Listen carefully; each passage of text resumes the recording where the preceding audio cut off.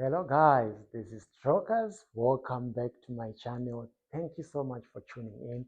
If you are new here, you are not lost. You only need your cup of coffee, sit back, relax and smile. But please don't forget to subscribe to my YouTube channel and following me on Facebook and TikTok. Okay, so if you struggle with graphs and transformation, this is your lesson. Right, don't worry. I'm going to demystify that misconception that graphs and transformation hard to solve. Okay, we are going to consider the November 2003 paper 1 question. Given that function of x is equal to x plus 4 over x plus 1, we are given that rational function. Describe, in this case, the question asks us to describe the geometrical transformations required to obtain this graph here from the graph of y equal to 1 over x, right? This is not a complicated task. Now, let's see how we can solve that. So we are given that f of x is equal to x plus 4 over x plus 1, right? So first thing, guys, you need to express this rational function in the form a plus b over x plus c. That's the first step. You need to express it in that form, right? How do we do that? We can use long division or algebraic manipulation. All right, by algebraic manipulation, I'm saying you have x plus 4 over x plus 1. It is the same as saying you duplicate this as x plus 1 over x plus 1. But remember, this was plus 4, so I'm going to add another 3, right? So I have two parts at the top, meaning to say I have x plus 1 over x plus 1 plus 3 over x plus 1. Hence, I have 1 plus 3 over x plus 1.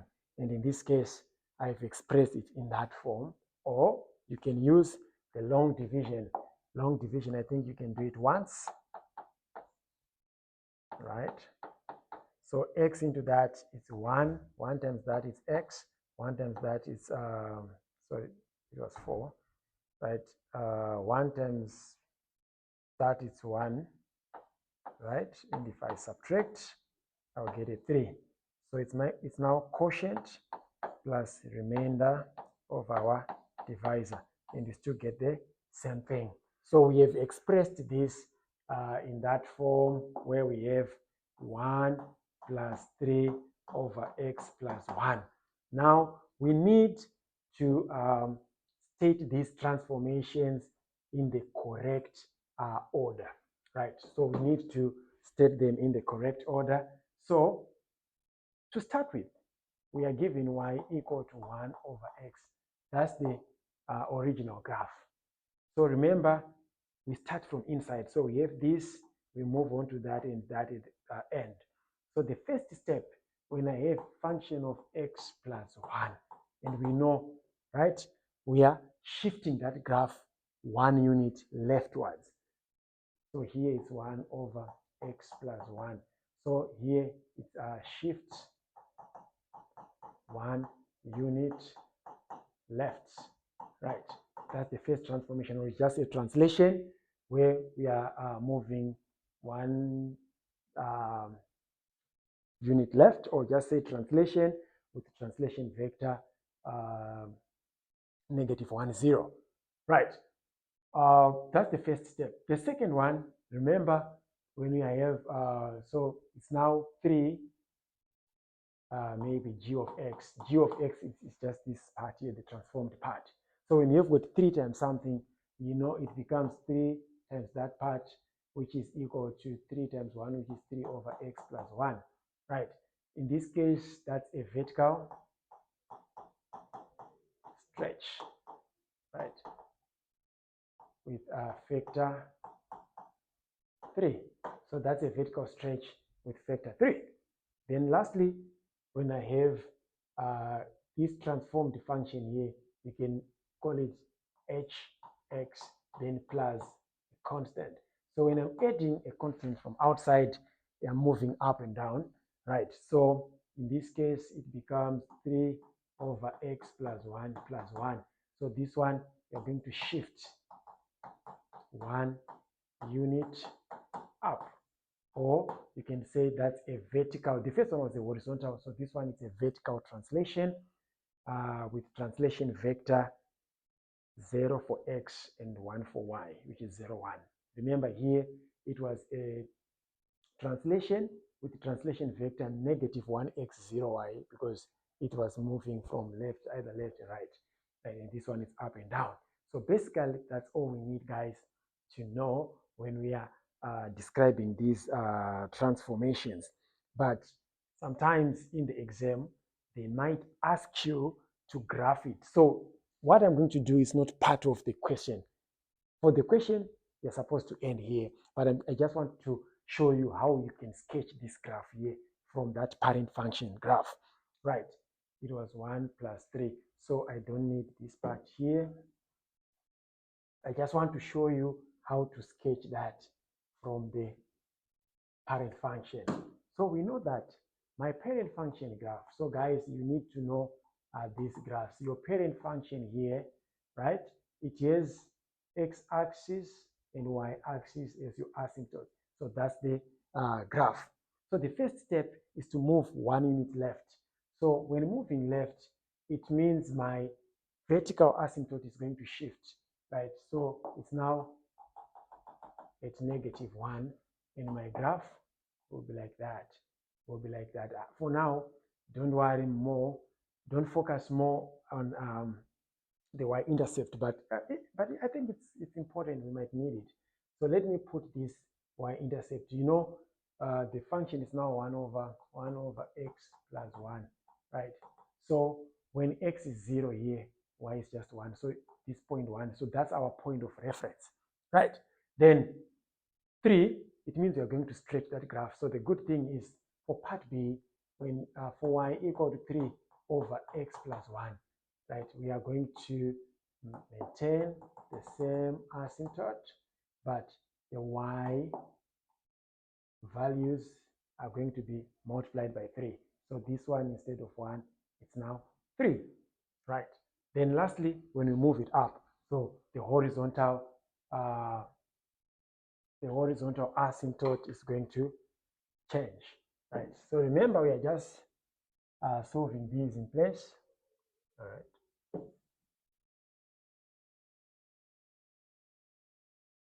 All right, so we are going to have this, right? So this was negative 1. This is positive 1, right? So your graph, remember, this is y equal to 1 plus 3 over x plus 1, right? So when I just want to sketch that and show the key points, it means my graph here is gonna be like that. So this is 1 up. So my point here is now at 4, right? So it's gonna be like that, right? Then this one here is gonna be like that. So we also need this value, and you know that you can calculate this value when y is 0. I mean, yeah, when y is 0. So when y is 0 here, you can just say 0 is equal to 1 plus 3 over x plus 1. Then negative 1 is equal to 3 over x plus 1. When I multiply that, negative x minus 1 is equal to 3. When I add, it's negative x is equal to 3. 3 plus 1 is 4. When I divide, x equal to negative 4. So this part here is negative what? Negative 4. So that's how you do it when you sketch these graphs. Obviously, you can sketch from the transformation. So you need to know your transformations, guys. Right. Maybe in a few, I just want us to summarize the transformations so that you understand them, right? So for the transformations here, what you need to know is I've got this, right? I've got f of x plus a, f of x minus a, negative f of x, right?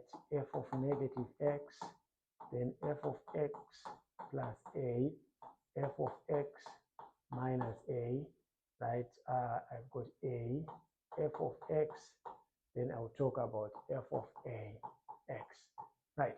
So when it's x plus a, here it's a shift, right? A units left. Here they are doing the same thing, it's a shift, but it's a units to the right. This one is a reflection. That's a reflection on the x-axis when it's outside. This one, that's a reflection, but on the y-axis. Then this one is a shift, a units up, and this one is a shift, a units down. Then when you multiply here, right, you have to understand that it's a vertical stretch. I'm not going to be too technical here. It just says a vertical stretch vector a.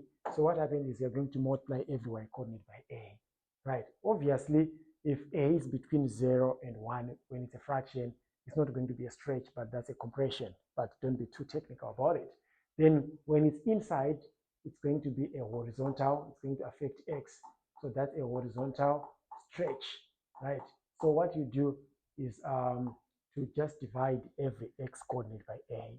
And you're going to see that when a is between, so when a is more than 1, it's not going to be a stretch. It's going to be a compression. And when a is between 0 and 1, because if you divide it a fraction, that number gets bigger, it's going to be a stretch. But don't be too technical. Just know it's a horizontal stretch. You divide every x coordinate by a. Here you multiply every x coordinate by a when it's for y. So basically, that's a summary for transformations, which you're supposed to remember, guys. Thank you so much for watching. I will see you in the next segment.